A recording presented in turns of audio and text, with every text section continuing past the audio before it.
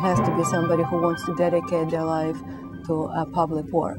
You don't necessarily need to be liked. You need to be feared to produce the results. We have this huge democratic legacy in our town, but I hope that we have a mayor who is really a power broker across those lines, especially when we think about the fact that our school district is being controlled by Harrisburg, and so many of our major agencies have to answer to Harrisburg, that we have a leader who can talk to both sides of the aisle, who can map out what matters to citizens of the city beyond party lines. You need to have a really strong team of people, of which you are the leader, setting the tone, setting the vision, but the real work gets done by your team. Part of that tone, I think, is in the area of ethics, whether it's actually breaking the law while serving in government, or the power of big money in electing officials. I think that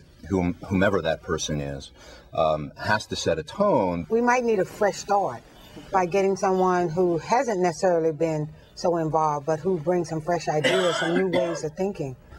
You have to have a set of priorities, and I think a new mayor would have to sit down and say what's important. I worked for a mayor who always had a happy face, and we called him the Energizer Bunny, and he was all over the place. And I think that makes people feel good, that, you know, you're touchable, you understand me, and I think that's very important, the key to solving some of these issues. People like to feel that you can relate to them. I can't think of two more important things for a leader to have, and that is integrity and to have a sense of honor.